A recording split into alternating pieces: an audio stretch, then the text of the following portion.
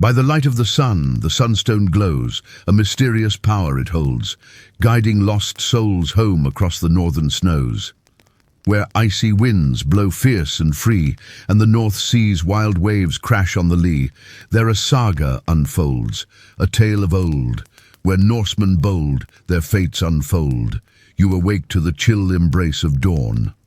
Outside your longhouse, the wind whispers tales of the sea, carrying with it the scent of salt and the cries of gulls. Mist hangs heavy over the land, shrouding the landscape in an ethereal glow. The fire within the longhouse has dwindled to embers, leaving the vast hall in an eerie silence, broken only by the crackling flames. You rub sleep from your eyes, the lingering warmth of dreams still clinging to your mind. As you stretch, the muscles of your shoulders and arms ache, a testament to yesterday's labor in the fields. Your calloused hands bear witness to a life of toil, yet they are also strong and sure, capable of wielding both the rugged tools of the farm and the sword if the need arises.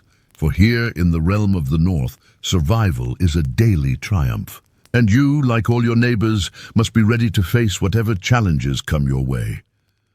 Your father stirs at the far end of the hall, his bearded face etched with the lines of a life well lived.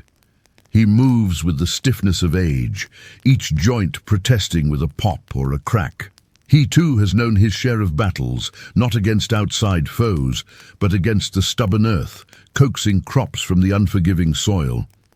As he rises, his wife, your mother, places a comforting hand on his arm, her weathered face a mirror of his own, their love story written in the wrinkles around their eyes. Your siblings stir, their voices soon echoing through the hall, a mix of excited chatter and sleepy grumbles. Life on the farm demands a strong and united family, a network of support in the face of nature's whims. As the family stirs, the prospect of another day on the farm looms. It is a life of hard work and solitude, but it is also a life deeply rooted in the rhythms of nature. Your days are filled with tending to livestock, planting crops, and repairing the sturdy structures that shield you from the elements. The nights are long and dark, but they offer a chance to gather around the hearth and share stories of courage and adventure. With each sunrise, you renew your commitment to the land, drawing strength from the cycle of seasons. The camaraderie of your neighbors and the thrill of living in a world brimming with stories sustain you through the quiet battles against the elements. It may not be the life you had dreamed of, but it is the life you know. And in its simplicity and challenges, you find a profound sense of purpose. Harald Hardrada's father, King Olaf II of Norway, ruled with a mixture of strength and generosity.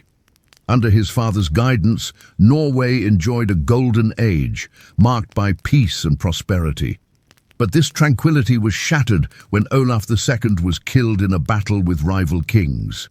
At the young age of 16, Harald found himself exiled from Norway. Biding his time, he honed his skills in Russia, learning the art of war and gaining allies. After 10 years in exile, Harald returned to Norway, ready to claim the throne that was rightfully his. He fought valiantly, winning many battles against his rivals. Yet victory came at a cost. His closest friend and advisor, the Earl of Lade, was slain in battle. Consumed by grief and rage, Harald made a fateful decision. Instead of securing his position as king, he embarked on a series of raids, pillaging the lands of his enemies. But this descent into violence was short-lived. Harald's brother, King Magnus the Good, ascended to the throne after making a strategic alliance with England. Unable to match his brother's political acumen, Harald retreated once more, this time to the remote island of Kintyre in Scotland. There he lived as a humble farmer, eking out an existence far from the luxuries of the royal court. His spirit unbroken, Harald patiently waited for another opportunity to claim his birthright. Years passed, and his nephew King Magnus died without an heir. The opportunity Harald had been waiting for had finally arrived. Now older and wiser, he returned to Norway one last time, laying claim to the throne. He fought against his final rival, King Svein, and emerged victorious. Svein's widow, Astrid, recognized Harald's strength and wisdom and pledged her support, uniting Norway under his banner. Harald Hardrada became the undisputed king of Norway, ushering in a new era of peace and prosperity. The year is 834 AD, and you are an explorer traveling the seas with a band of fellow Norsemen. For weeks, you have been sailing the vast expanse of the ocean, guided by the stars above and the whispers of the wind.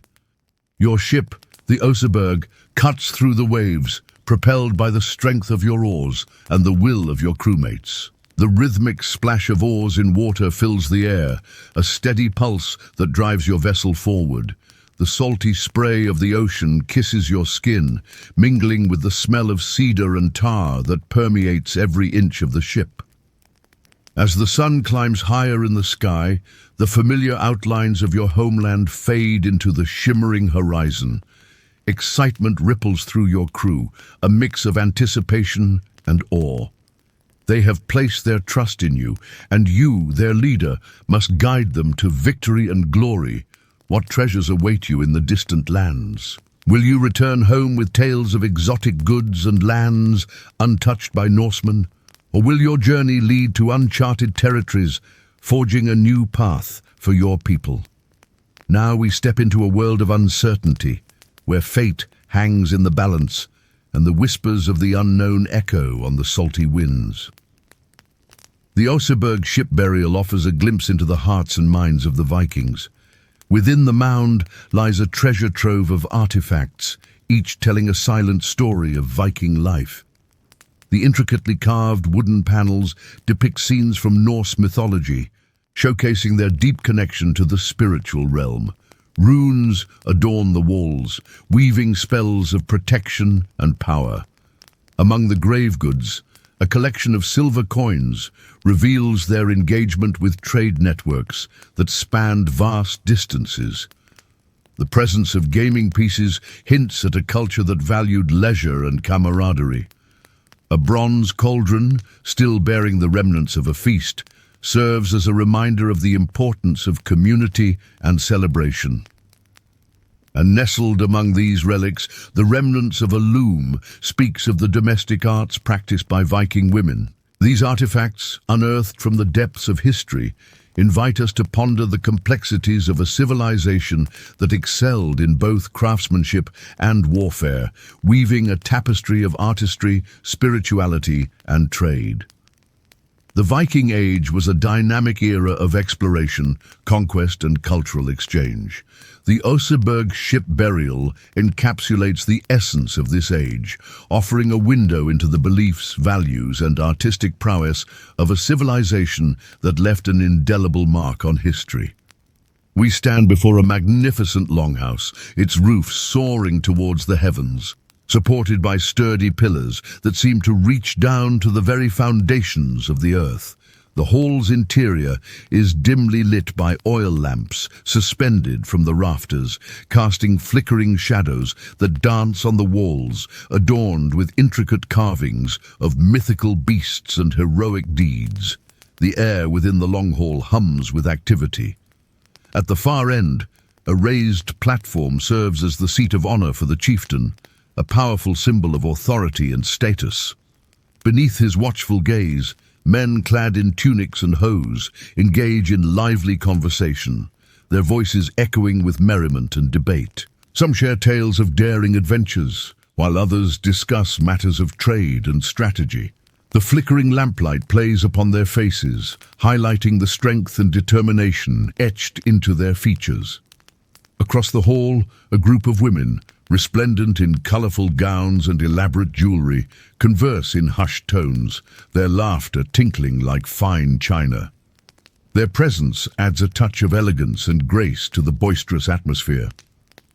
The rhythmic clang of a hammer echoes from a corner of the hall, where a skilled blacksmith tends to his forge, the glowing embers of his craft casting an orange glow on his weathered hands.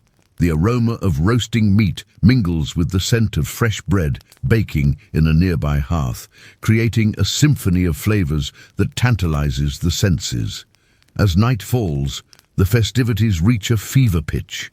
The men rise from their seats, their movements imbued with the confidence born of mead and camaraderie. They prepare to partake in a traditional drinking game, the rules of which dictate that each participant must pour his cup with skill and precision, the liquid flying through the air before returning to its recipient's hand. The clinking of tankards and the roar of approval fill the hall, the sound swelling like a mighty wave, crashing against the pillars of the longhouse. And so, our journey through the world of the Vikings draws to a close. We have walked in the footsteps of a Viking farmer, enduring the hardships and finding solace in the rhythms of the land. We have traced the path of Harald Hardrada, a king who knew exile but ultimately reclaimed his birthright. We have uncovered the secrets held within the Oseberg ship burial, witnessing the artistry and beliefs of a seafaring people. And we have feasted in the long haul, experiencing the warmth of community and the fervor of Viking celebrations. As we reflect on our experiences, we are reminded of the resilience, resourcefulness, and spirit of adventure that defined the Vikings. They were not merely ferocious warriors, but farmers, explorers, and artisans too. Their legacy lives on in the sagas that have survived the sands of time, inviting us to explore a world where the clash of swords mingled with the call of the wild, where the echoes of bravery resonate across the ages. We've seen the Viking ship cutting through the waves, heard the clang of hammers on iron, felt the tension of battle. But today, we stand on solid ground, not on the deck of a ship or the muddy field of battle, but in the everyday world of Viking farms. Welcome to my channel. Picture yourself in the pale light of a Nordic dawn. The sun has only just climbed above the horizon, and already your breath clouds in the cold air. The soil beneath your boots is frozen hard, and when you strike it with a wooden tool, it gives back a dull, stubborn sound. This is not a land that welcomes farming easily. It resists. It demands effort. Most Vikings were not raiding across seas or conquering kingdoms. Most were tending small farms, known as burr, where families scratched out a living from fields that never quite yielded enough. Barley was a staple, hardy enough to grow in the chill. Oats, rye, and sometimes wheat were planted too, but always with uncertainty. A late frost, a summer storm, or a swarm of pests could undo months of backbreaking labor. Imagine bending low, planting seed after seed, knowing that each grain matters. You glance toward the sheep grazing nearby, their wool thick but their bodies thin. You pray silently that they will endure the coming winter, that wolves will not thin their numbers, and that fodder will last. Life followed the rhythm of the seasons. In spring, there was plowing, often done with wooden plows pulled by oxen. In summer, long days were spent cutting hay and storing it carefully in low wooden barns. In autumn, the harvest had to be gathered quickly before cold rains ruined it. And in winter, life contracted, confined to the smoky warmth of a longhouse, with the howling wind pressing against the timber walls. The longhouse itself was the heart of daily life, long, narrow, and low, with turf or thatch piled onto its roof. Inside, the fire burned in a central hearth, its smoke seeping upward through a hole in the roof. The air was thick with the scent of wood smoke, mingled with drying fish, wool, and animals. Cows and goats were often kept at one end of the hall, their warmth contributing to the household's survival. The people, bundled in wool and furs, slept on benches or straw beds along the sides. Privacy was rare, comfort was minimal. But meals were simple, often gruel made from barley, sometimes enriched with dried fish or a bit of salted meat. A few herbs, leeks, or wild greens might add flavor, though variety was scarce. In winter, hunger was constant, and some families faced true famine. Archaeological finds reveal bones gnawed bare, suggesting desperation during lean years. And yet, life carried on.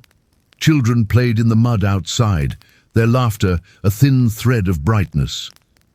Women spun wool with spindle whirls, their hands steady as they shaped yarn for weaving. Men repaired boats, sharpened axes, or carved tools from bone and wood. Evenings might bring quiet storytelling, sagas recited softly in the flickering firelight, reminding everyone of ancestors and heroes. But always, beneath the rhythm of daily life, was the constant struggle. Imagine the long nights of winter when snow pressed against the doors and wind howled like a living thing. Inside the longhouse, families huddled close, rationing food, listening for cracks in the roof or walls. Survival was never certain, was never. Even the strongest, the most prepared, could lose everything in a bad season. But something else could be lost too: hope. Did you ever stare at the endless grey of a winter sky and feel a deep sadness, a longing for warmth and light? That feeling, that moment of despair, is what I want to show you now. We're still among the Vikings, but they're further north, in places where the sun dips below the horizon for months. It's a silent world of ice and shadow. Here, even the bravest hearts could break under the weight of endless dark. As the sun dips lower in the sky, casting long shadows over the farmlands, a heavy silence settles over the Viking community. It's a silence not of peace, but of fear, of uncertainty. Homes huddle close together, their fires struggling to pierce the encroaching darkness. Inside the longhouses, faces are drawn, their usual vibrancy dimmed by the oppressive gloom. The hearth, usually the center of warmth and life, seems to shrink, offering little comfort against the growing chill. Stories and songs, once lively and hopeful, have taken on a somber tone. Tales of heroes and gods are swapped for whispered conversations of dwindling supplies and the relentless cold. Children, normally full of laughter and energy, now seek the scant warmth of their parents' bodies, their innocence a stark contrast to the harsh reality that surrounds them. Even the animals sense the shift, their usual sounds of barnyard life replaced by uneasy stillness. In the icy grip of this unending night, hope itself seems to freeze, leaving behind a landscape as desolate as its people. The slow, steady determination of the farmer was a virtue forged in the fires of these long winters. Each sunrise, no matter how faint, was a victory. Each new season, even when harsh, was a promise of change. Now, though, as the sun retreats further, a different kind of strength is needed, a resilience that refuses to bend in the face of unending darkness. If you feel that same strength rising within you, a refusal to succumb to the cold and quiet, then you understand something of the spirit of the Viking Age. In those moments of utter despair, when the darkness threatened to consume all hope, the Vikings clung to their stories, their faith, and their indomitable will to survive. They knew that even in the deepest winter, spring would come, and with it, the promise of a new beginning. But as we continue our journey through time, we must also acknowledge that not all Vikings found solace in their faith or traditions. Some turned away from the old ways, seeking answers and enlightenment elsewhere. One such seeker was Eric the Victorious, a man whose story took him from the shores of Norway to the distant lands of the Byzantine Empire. His tale is one of adventure, faith, and the unending human quest for knowledge and understanding. Eric's story began in a place where two worlds collided, the Viking Age Norway and the Byzantine Empire. Born around 980 AD, Eric's early life was steeped in the traditions of his Norse heritage. He grew up hearing tales of bravery, adventure, and exploration, the kind of stories that inspired many a Viking to set sail into the unknown. But Eric's story diverged from the typical Viking narrative in a profound way. While many of his peers embraced the traditional Viking lifestyle of raiding and trading, Eric's heart yearned for something more, something beyond the horizons of his known world. Driven by an insatiable curiosity and a thirst for knowledge, Eric decided to embark on a journey to the east, a journey that would lead him to the heart of the Byzantine Empire. The journey to the Byzantine Empire was fraught with peril. The young Viking had to navigate treacherous waters, fierce storms, and the constant threat of piracy. But Eric was not deterred. With each passing day, his desire to learn and explore only intensified. Finally, after months at sea, Eric and his companions arrived at the shores of the Byzantine Empire. What greeted them was a world vastly different from their own. The rich tapestry of Byzantine culture, with its blend of Greek, Roman, and Christian influences, was a revelation to Eric and his crew. In the bustling cities and grand monasteries of the Byzantine world, Eric found a wealth of knowledge that challenged his existing beliefs and expanded his understanding of the world. Eric's thirst for knowledge led him to study under renowned scholars, absorbing their teachings and insights eagerly. He learned about new technologies, scientific advancements, and philosophical ideas that were far removed from the traditions of his homeland. Among the many subjects he delved into was theology. Eric engaged in deep theological discussions, challenging the prevailing beliefs of the time. He questioned long-held assumptions, debated with theologians, and sought a deeper understanding of the divine. This period of intellectual exploration marked a significant turning point in Eric's life. The combination of adventure, discovery, and spiritual awakening profoundly impacted him, shaping him into a man who would become known as Eric the Victorious. Eric's journey of self-discovery and enlightenment did not end in the Byzantine Empire. He returned to Scandinavia, not as the young adventurer who had left, but as a transformed individual. Eric now began to preach Christianity, sharing his newfound faith and the knowledge he had acquired on his travels. However, his message was not well received by all. Eric's promotion of Christianity and his critique of traditional Viking practices led to conflict with powerful figures in Norse society. Despite the opposition, Eric persevered, continuing to spread his message and engage in theological debates. His unwavering commitment to his beliefs earned him the respect and admiration of many, who came to know him as Eric the Victorious, a testament to his courage and conviction. Eric's story is a reminder of the power of curiosity, the transformative nature of learning, and the courage it takes to challenge the status quo. His journey from a young Viking to a pioneering missionary reflects the boundless spirit of exploration and enlightenment that continues to inspire us today. And so, our journey through time continues, carrying us from the farms of the north to the shores of distant lands and into the heart of one man's extraordinary adventure.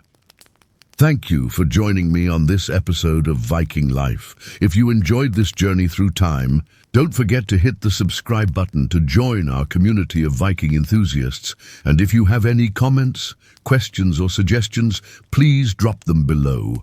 Until next time, Skål. In the heart of Denmark, nestled within the hills and valleys, there's a place called Oseberg. This isn't just any place. It's home to a story that archaeologists have pieced together through the clues left behind by those who lived thousands of years ago.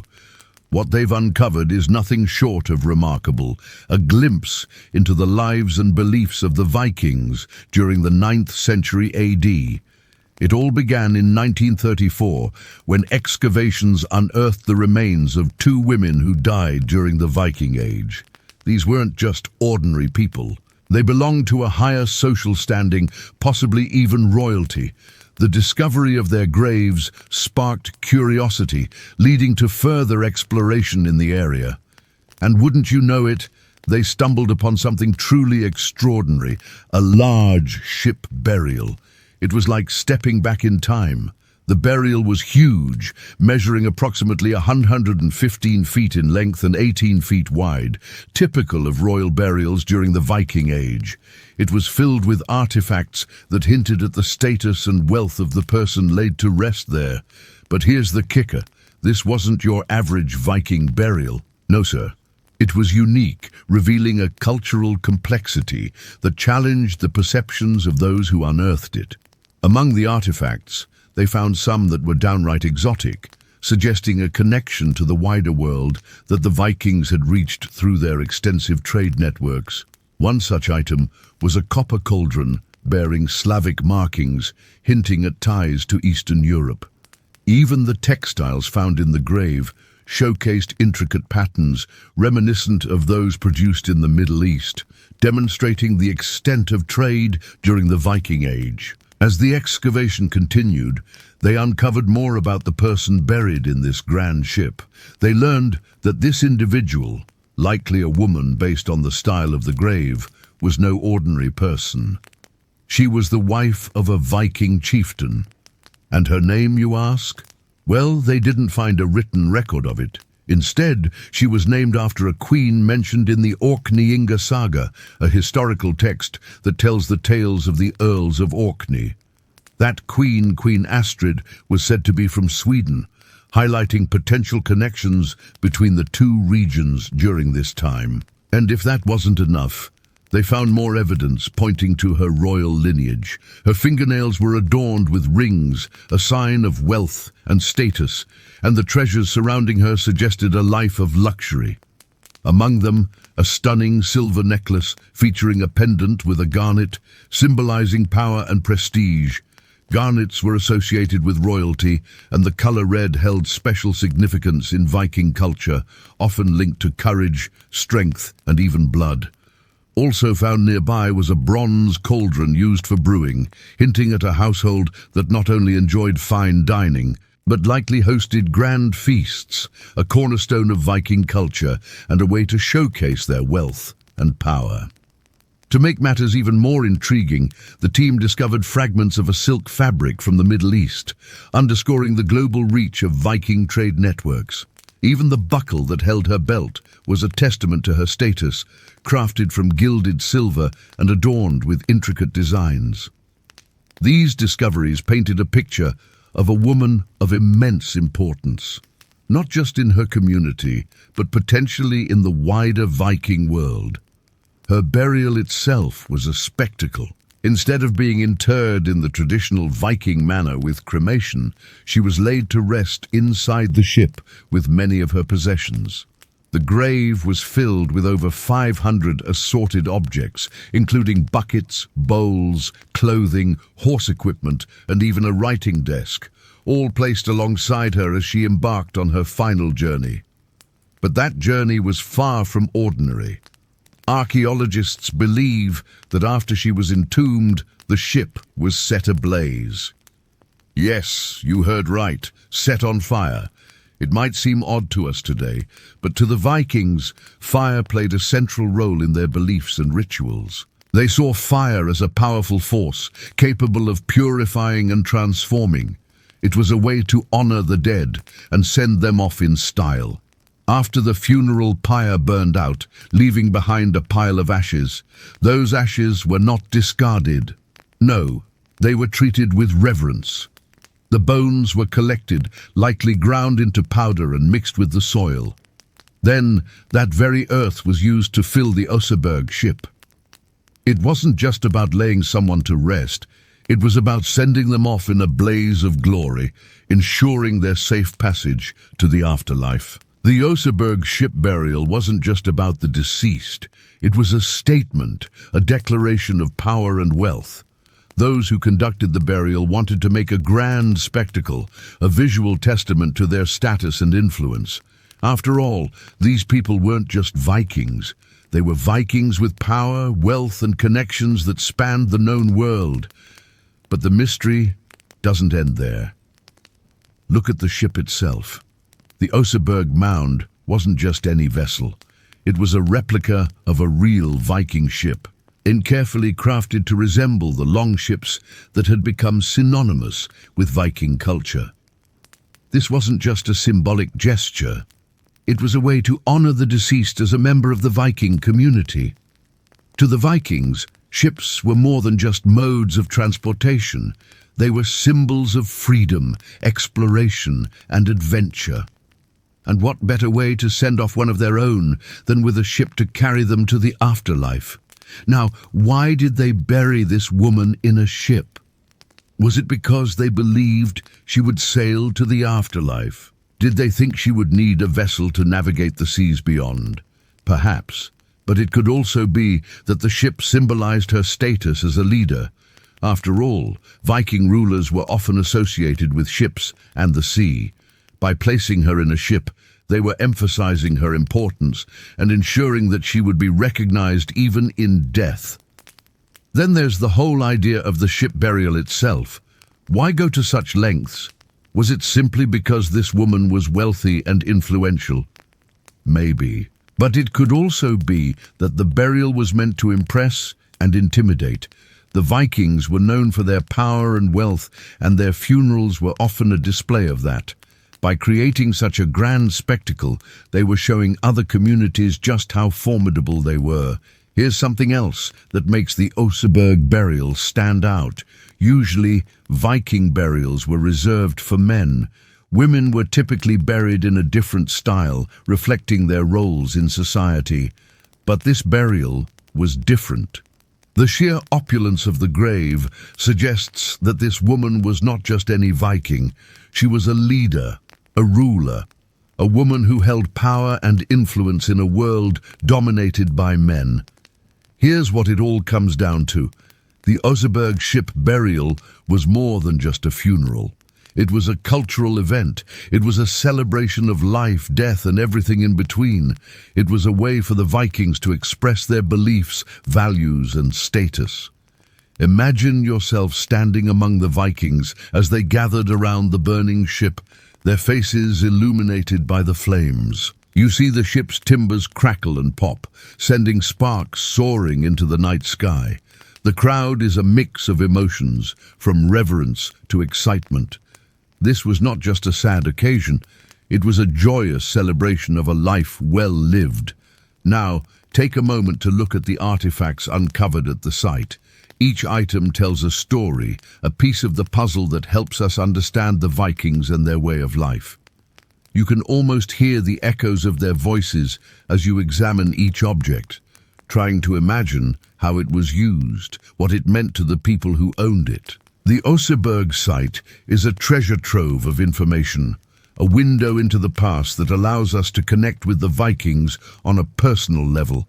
It's a reminder that history is not just about dates and events. It's about the people who lived, loved, died, and left their mark on the world. So as you explore the exhibits at the museum, take your time.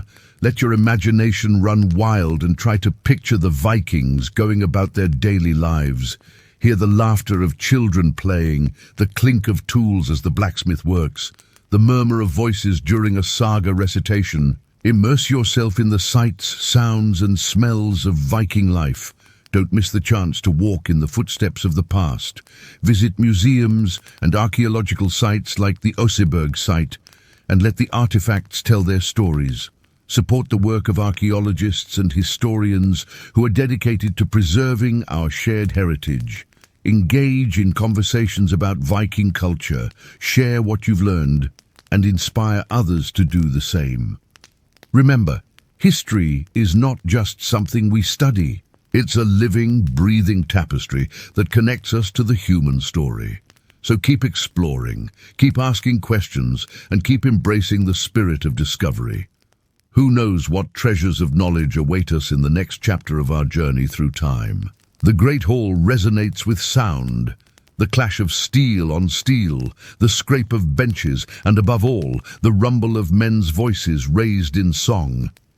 Imagine being there, standing on the packed earth floor, watching as warriors exercise their blades. They twirl and lunge, their shields held high, faces grim with concentration. This is no friendly match. These men mean to impress, They mean to show their skill, strength, and courage. Welcome to the world of the Vikings, where life was harsh, faith was strong, and every moment mattered. As you watch the warriors dance with their weapons, consider why they are doing so. This isn't just training. It's a way to win favor, maybe even influence the outcome of a moot, the Viking equivalent of a court meeting. The moot was critical. Here, laws were discussed, disputes settled, and important decisions made. It was here that a warrior could stand out, make himself memorable. So they practiced before an audience of men and women, hoping to catch the eye of those in power. The hall is bustling. Mermen ply their trade, selling ale and mead from wooden tankards, keeping the party atmosphere lively. But all the while, the mood is tense. Each parry and thrust is watched intently. Even the chatter of the crowd fades as a particularly daring move is attempted. Then silence as the young warrior holds his position, the point of his sword mere inches from his opponent's heart. For a moment, it seems as if the fight will end right here, right now. But no, the rules must be followed. The duel goes on longer, becoming more intense, the stakes higher, each man desperate to best the other. And when it's done, there can be only one winner. He raises his sword in triumph, the cheers of the crowd washing over him. His face, streaked with sweat and determination, breaks into a wide smile. In that moment, he knows he has shown what he is capable of, and that is a feeling worth striving for in any age. Meanwhile, outside, under a vast sky where eagles soar and the wind whispers tales of faraway lands, you find yourself alone. The sea stretches before you, a path to adventure or a reminder of home. But look again, and what do you see? A small boat approaches, rowing steadily toward the shore. Who's inside? Perhaps a weary traveler returning from a long journey with stories to tell and goods to trade. Maybe a fisherman hauling in the day's catch, or a smuggler bringing forbidden wares under the cover of darkness. But whichever it may be, the arrival of this boat carries with it a chance for discovery, a potential disruption of the everyday. The ocean's rhythm is constant, forever ebbing and flowing, bringing with it the promise of the new. Just as the seasons turn, so too does the sea offer a cycle of change, reminding us that life is never static. Now, let's step inside a workshop where a skilled craftsman works. Imagine hearing the ringing of a hammer against metal, the scraping of a chisel, the soft thud of wood against wood.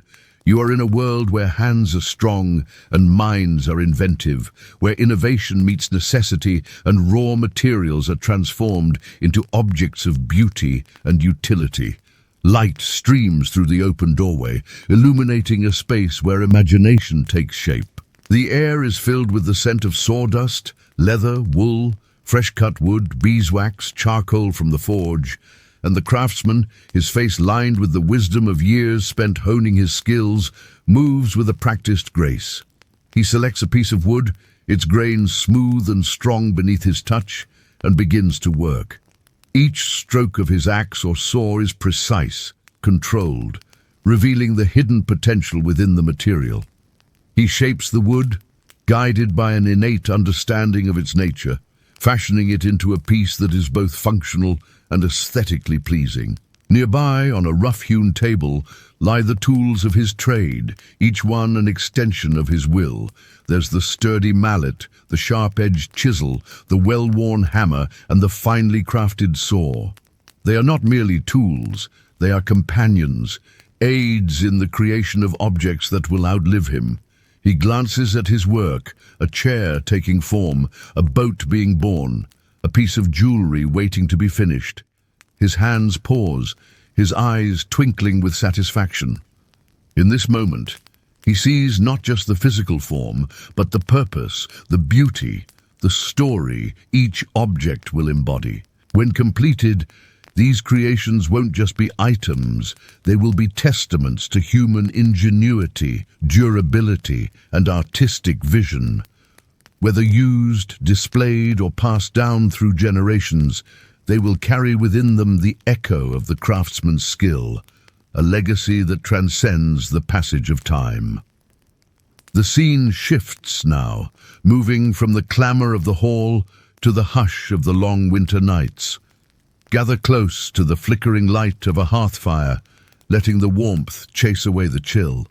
The room is dimly lit, shadows dancing on the rough-hewn walls, creating an intimate space where stories come to life. The faces of family and friends are illuminated by the dancing flames as they listen intently to the storyteller. His voice, seasoned with age and experience, weaves tales of bravery, adventure, and heroism. Each word paints vivid images in their minds, transporting them to worlds both familiar and fantastical. The crackling fire serves as a backdrop, enhancing the dramatic effect of his every gesture, every inflection. Outside, the wind howls, a mournful sound that underscores the weight of the stories being told. But inside, the group is captivated, lost in the narratives that have been passed down through generations. They hear of legendary heroes and mythical creatures, of battles fought and victories won, of love found and lost. The tales are a blend of fact and fiction, reality intertwined with folklore, making them all the more compelling. They serve as a reminder of the bonds that unite them, the shared history that connects them to their ancestors and the wider community. But now the storytelling ends and the laughter begins. The mood shifts, becoming lighter, more playful. The company starts to sing, their voices blending in a rich harmony that echoes through the room. They sing of love and loss, of joy and sorrow, of life and death. And their songs, accompanied by the plucking of a harp or the rhythmic beat of a drum, resonate with the universal emotions that transcend time and place. The lyrics tell stories in themselves, adding another layer to the rich tapestry of their culture. The night deepens, the fire burns low, and the company settles down. The spirit of camaraderie unbroken, they share stories of their own, of their day's adventures, their triumphs and their struggles. And as the hours pass, the sense of community grows stronger, bound together by the flickering firelight and the tales that illuminate the human experience. In this secluded longhouse, nestled amidst snow-covered hills and frozen fjords, you find yourself enveloped in the essence of Viking life. Outside, the wind whispers tales of the harsh winter, but inside, the warm glow of the fire paints a tableau of resilience, unity, and the enduring power of storytelling. Let me take you back to a time when men fearlessly roamed the seas, pillaging, trading, exploring. Imagine standing on the deck of a longship, the wind whipping through your hair, the spray of the waves stinging your face. The ship cuts through the icy waters of the North Sea, propelled by strong oars and guided by a skilled helmsman. Look to the horizon, where the sky meets the water, where legends are born and myths come to life. For this is the world of the Vikings, a world of adventure, exploration, and relentless pursuit of the unknown. The sun shines brightly, casting its golden glow on the mighty Oseberg ship. It rests on the surface, gleaming like a jewel, reflecting the bravery and sophistication of its creators. The ship is more than just a vessel, it is a symbol of power, exploration, and the Vikings' unquenchable thirst for discovery. On board, adventurers gather, each with dreams as vast as the ocean itself. There are merchants seeking exotic goods, warriors eager for glory, and explorers ready to chart new horizons. Among them is a young woman named Astrid, her eyes shining with curiosity and determination. She dreams of distant lands, of cultures and people unlike any she has known. Today, her dream will come to life. For today, the ship sets sail for uncharted waters, carrying with it the hopes, fears, and ambitions of those on board. As the ship sails forth, the crew sings, their voices rising and falling like the waves. The rhythm of the oars is hypnotic, propelling the vessel onward. And as Astrid gazes at the horizon, she feels a sense of wonder and anticipation. What wonders await them? What challenges will they face? Only time will tell. But as long as the ship holds steady and the winds are kind, anything is possible. When you think of Vikings, what comes to mind? Perhaps you picture brave warriors in horned helmets, rowing fierce longships across the waves, or charging into battle with loud war cries. Maybe you think of explorers pushing west across the North Atlantic, or traders exchanging furs and walrus ivory for silver and spices in distant lands. While all of these images have some basis in fact, there's much more to the Viking world than seafaring and raiding. In fact, even during the height of their expansion across Europe and beyond, most Vikings were not warriors or adventurers. They were ordinary people trying to get through their days the best they could. Just like you and me, they woke up in the morning, did their chores, interacted with their neighbors, argued with their kids, and tried to figure out how to make ends meet. To better understand what everyday life was like for most Vikings, let's look at one of the most important parts of their daily lives, their homes. Picture yourself once again in the Viking world, but this time you are not out in the cold fields, nor standing at the edge of a burial mound. You are walking toward a great wooden hall, its roof steep and high, its walls sturdy against the winds. Smoke curls lazily from a hole in the roof, carrying the smell of wood fire and roasted meat. This is the long hall, the center of community, status, and power. Step inside, and the world changes. The air is thick with warmth, with smoke, and with voices. Torches flicker along the walls, casting a shifting glow across benches, tables, and shields hung proudly in display. A great fire burns in the central hearth, its orange light dancing across the beams above. The crackle of flames blends with the hum of voices and the occasional burst of laughter. Here, the rhythm of survival pauses, and another rhythm takes its place, the rhythm of feasting. Imagine a feast in full swing. The benches are crowded with men and women, warriors and farmers, servants and skalds. At the high seat, the chieftain or wealthy landowner presides, a carved chair marking his place of honor. Beside him, perhaps his wife, managing the household and overseeing the serving of food. Status is visible everywhere, in the richness of one's clothing, in the cut of a drinking horn, in the proximity to the chieftain's seat. Food arrives in abundance, or at least the impression of abundance. Bowls of stewed meat, often lamb or beef, flavored with herbs and leeks. Platters of roasted pork with crispy skin crackling in the firelight. Fish caught from nearby waters, smoked until tender. Bread baked from barley or rye, dense and filling. And above all, the endless flow of mead. Honey wine, golden and sweet, poured into horns and wooden cups. Servants move steadily through the hall, carrying food and drink, while the noise of talk grows louder with each refill. Skalds, the poets and storytellers, rise to recite sagas of gods and heroes, their words weaving together myth and memory.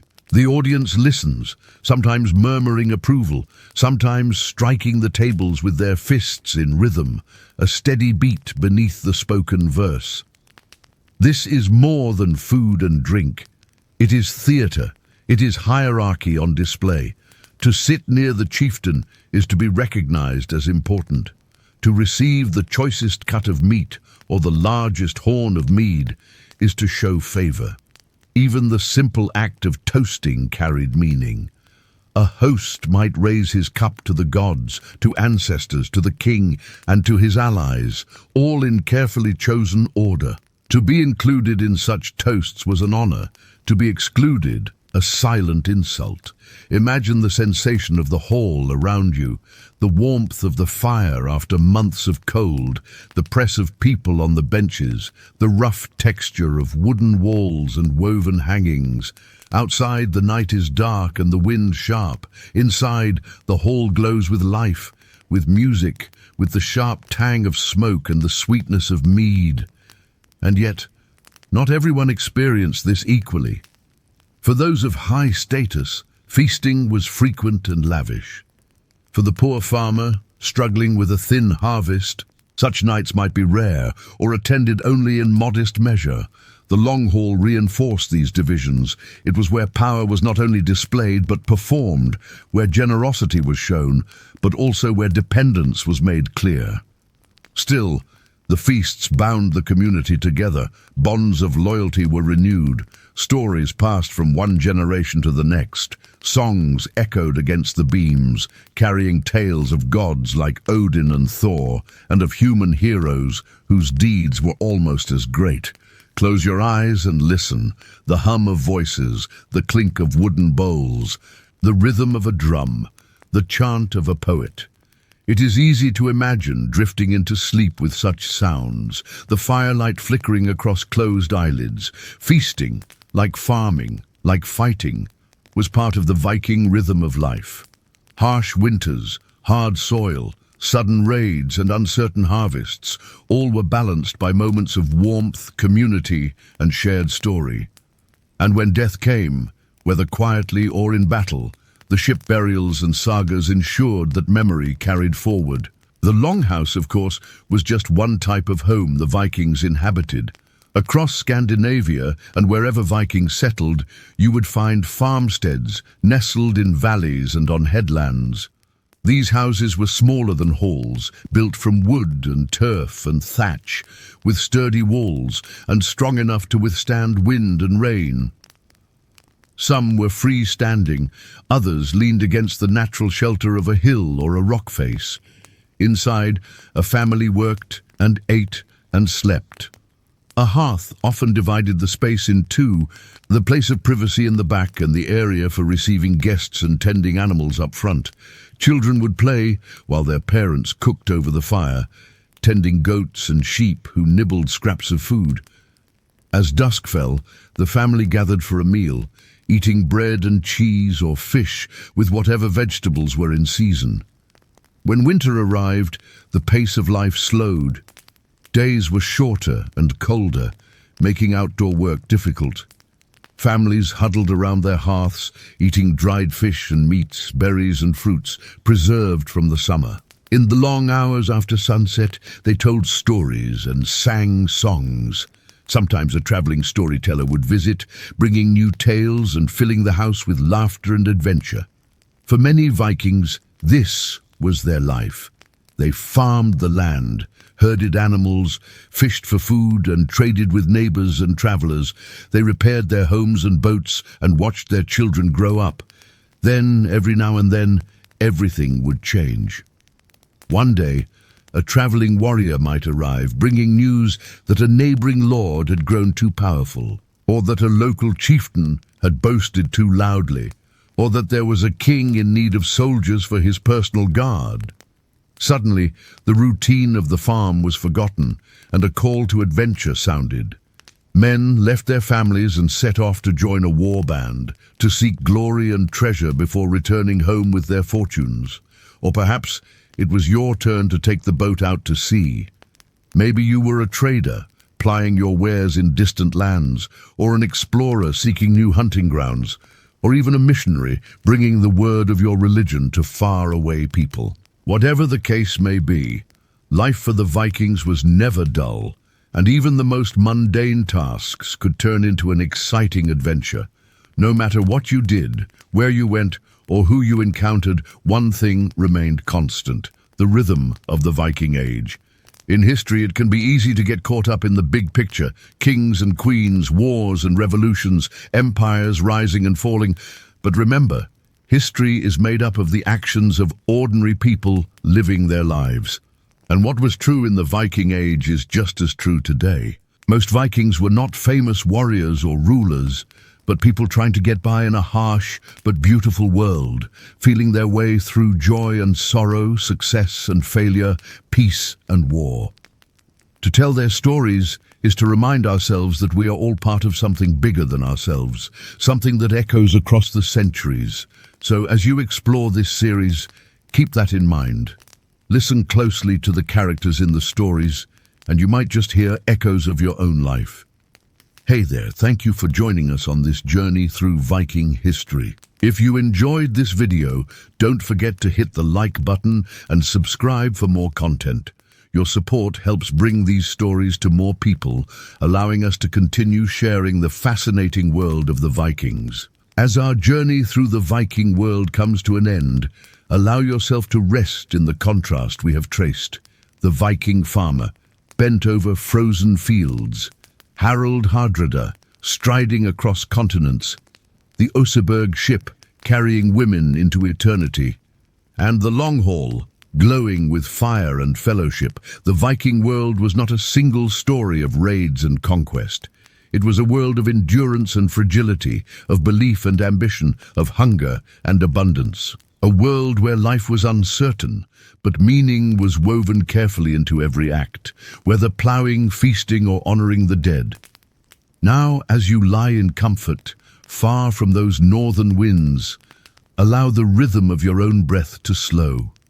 Imagine the crackling hearth fading into silence, the long hall emptying into sleep. The Viking world drifts into memory, and so too can your thoughts drift into rest.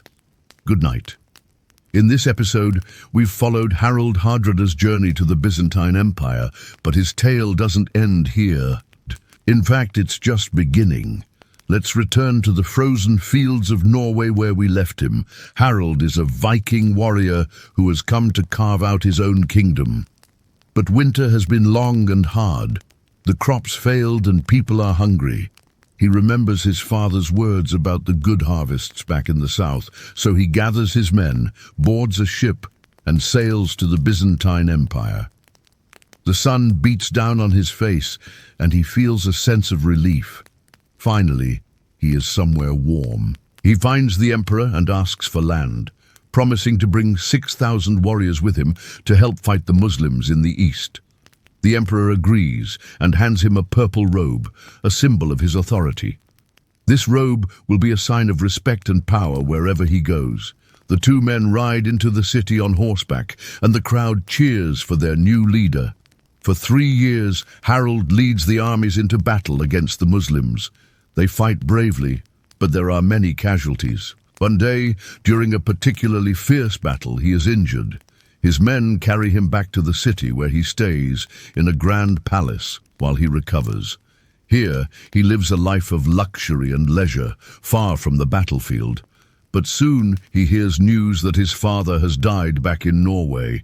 Grief-stricken, he leaves the empire at once to sail home. The journey takes him through the frozen north, where he faces storms and icy waters. But finally, he reaches land and runs to bury his father. When the funeral is done, he returns to his ship and looks out to sea. It's time to make a decision about his future. He could stay in Norway or return to the Byzantine Empire. But where does his heart really lie? After sailing for weeks, he finally reaches Constantinople. The city is even more impressive than he remembered, with its grand palaces and bustling markets. The emperor greets him like a hero and welcomes him back to his old post. But Harald knows that he can't fight for the empire forever. So he asks for permission to explore the world beyond, to see what other adventures await him. The emperor grants his request and gives him a noble title, Varangian, a member of the elite guard of the Byzantine army. Harald sets sail again, this time to the far north, where he explores uncharted lands and meets new people. As the years pass, he becomes known as a great explorer and adventurer, having seen more of the world than anyone else. But he never forgets his roots, the cold winters in Norway, the hot summers in the south, and the friends he made along the way. Finally, when he is old and grey, he returns to Norway to settle down. He buys a farm and raises a family, living a quiet life away from the wars and adventures of his youth. But even in retirement, he is respected as a hero, and people come from far and wide to hear his stories. And so the saga of Harald Hardrada, son of a king, ends not in battle, but in peace, a reminder that even the most restless spirits can find contentment in the end. As we close our eyes, we we travel back to the frozen fields of Scandinavia. Winter's grip tightens its icy fingers around us, mimicking the chill of the Viking Age. The wind howls, a mournful tune echoing the loneliness of a lone watchman on a desolate shore. We feel the bite of the elements, the relentless sting of snow and ice, a testament to the harsh realities of life in the north. Yet through the gloom, a faint glow emerges. It's a beacon of warmth and camaraderie beckoning us closer. Like moths drawn to a flame, we're irresistibly pulled towards the promise of solace. As we step into the circle of firelight, we're enveloped in the vibrant energy of a Viking longhouse. The flickering flames dance and weave patterns that mimic the northern lights shimmering across the night sky. The scent of wood smoke mingles with the aroma of roasting meats, creating a feast for both the eyes and the nostrils. The rhythmic crash of waves outside the longhouse is a constant reminder of the untamed wilderness that lies beyond the shelter of the hall. Inside, however, a different world unfolds. The space is alive with the buzz of conversation, the clink of drinking horns, and the murmur of ancient tales being spun. Faces, weathered by the elements and etched with the stories of their lives, turn towards us, their expressions a mix of curiosity and welcome. We see the strength and resilience of a people who have stared down the darkness and found a way to thrive in the face of adversity. A hearty laugh booms, echoing the joy and warmth that radiates from the heart of the longhouse. The sound is infectious, pulling us deeper into the embrace of this close-knit community. The bonds of kinship and loyalty shine brightly here, reminding us of the power of human connection in the darkest of nights. The stories they share are as vast and boundless as the sea itself, filled with tales of bravery, adventure, and the clash of swords under a canopy of stars. The myths and legends whispered around this very fire still echo in our own tales today, a testament to the enduring power of storytelling. As the night deepens, the conversation turns to the gods, their voices hushed with reverence. The beliefs and values of these ancient people come to life, weaving a tapestry of faith and tradition that has stood the test of time. We learn that their gods are not distant, but walk among them, shaping the world with each passing moment. The presence of the divine is palpable, felt in the rustling leaves, the crashing waves, and the very air we breathe. Their devotion is unwavering, their rituals heartfelt, and their connection to the spiritual realm profound. As the fire begins to fade, casting long shadows on the walls, it's time for us to leave. The icy wind beckons once more, urging us back to the world of reality. With heavy hearts, we bid farewell to the warmth and wonder of the Viking longhouse, carrying with us the echoes of laughter, the wisdom of ancient tales, and the comforting knowledge that even in the darkest of winters, the human spirit can find warmth and solace in the light of a shared fire. And as we step back into the cold, the memory of that flickering flame sustains us, a reminder that the true spirit of the Vikings lies not in their battles or conquests, but in their resilience, their camaraderie, and their unyielding connection to each other and their world. We hope you enjoyed this journey through the Viking Age. If you want to continue exploring the rich history and culture of this fascinating era, we invite you to delve deeper with us.